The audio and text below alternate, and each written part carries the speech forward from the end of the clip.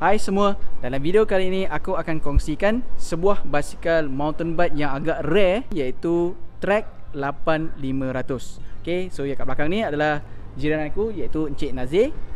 Okay, so dia adalah pemilik kepada Trek ni, dan dia juga akan ceritakan sedikit apakah ciri-ciri basikal ini dan sedikit sebanyak sejarah basikal ini. Okay, jom saksikan video ini.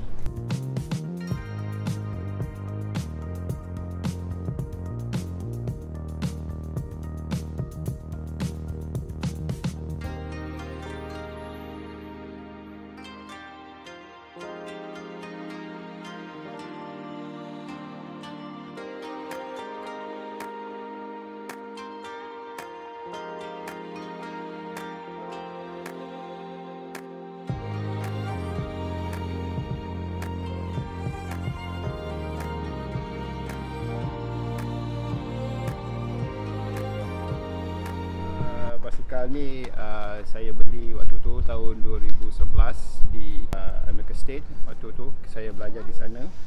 Antara basikal yang salah satunya pusaka saya di sana yang bawa balik ke Malaysia. Ini antara basikal yang rare yang ada dekat Malaysia, saya rasa. Setakat ni yang saya kayuh di rata-rata tempat off-road ataupun di jalan raya biasa, memang saya tak pernah jumpa lagi lah. Dan ketika itu tahun 2011, rasanya harganya kalau di Malaysia lebih daripada 5,000. Antara barang yang kategori mewah, rare lah ketika itu. Sampai kini masih lagi yang mana yang members yang main MTB, ramai kawan saya masih lagi menggunakan model ni. Hampir 10 tahun, still lagi kualitinya masih digelai oleh ramai untuk pekayuh-pekayuh MTB. Pengguna-pengguna MTB, terutamanya yang mengguna Trek. Ini lu punya otai, bro. Okay guys, so inilah dia basikal mountain bike rare yang rasanya dibuat pada tahun 2010, iaitu Trek 8500. So dari segi overall geometry design, basikal ni adalah dalam kategori hard trail MTB. Okay, so dari segi frame, dia menggunakan frame Alpha Aluminium. So Trek Alpha Aluminium antara the best aluminium lah, premium aluminium. So yang ni memang sesuai untuk off-road dengan trail, sebab dia punya frame ni aluminium ringan tapi still kuat. Okay, yang kedua ialah group set. So group set dia menggunakan Shimano Dio XT. So Shimano Dio ni ada dua version, satu Shimano Dio dengan Shimano Dio XT. So ni antara group set yang performance lah untuk MTB. So dia sesuai untuk leisure dan juga untuk masuk racing. So dekat crankset dia ada 3. So tak pasti berapa dia punya overall taste. Rasanya yang paling besar 50 lah. Okay, dia punya FD pun Dio XT, and then dia punya RD pun Dio XT. Cassette dia menggunakan 10 speed 36 teeth. Okay, so untuk climbing uphill trail memang best lah. So untuk dia punya suspension, so shock absorber, dia gunakan Fox Float 32. Okay, dia memang bagus lah, dia punya shock absorber kan untuk korang off trail kan.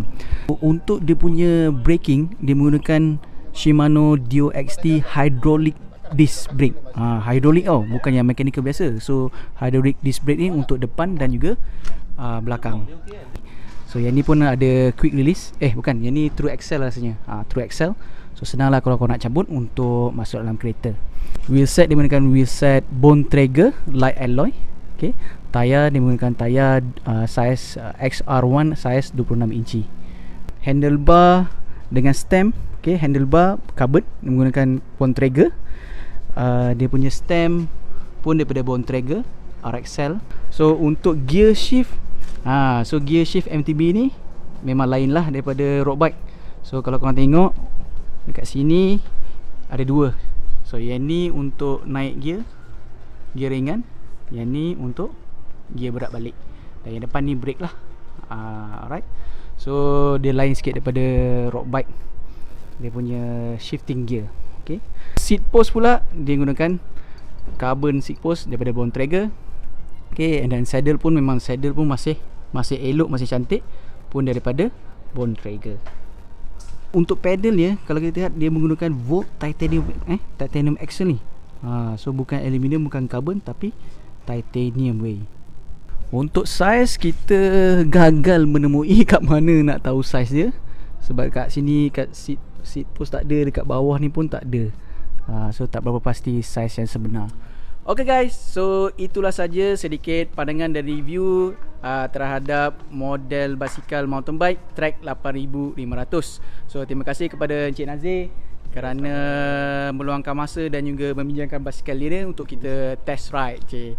Alright Encik Nazir, kalau member yang nak start basikal, ada sedikit nasihat tak untuk dia orang?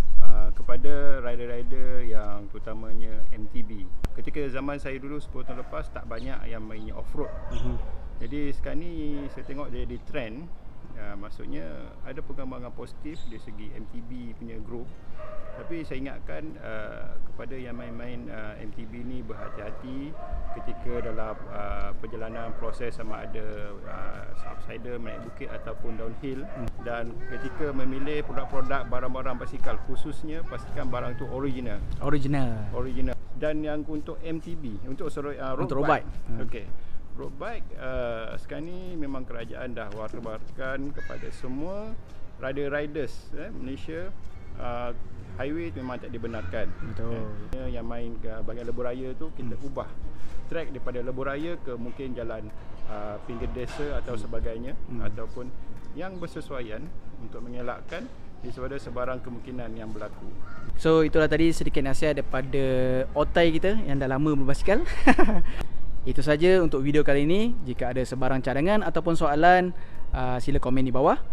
Jika korang suka video ini, bantu aku dengan like, subscribe, tekan butang loceng dan share. Jumpa lagi di video akan datang. Enjoy the little things. See ya. Bye.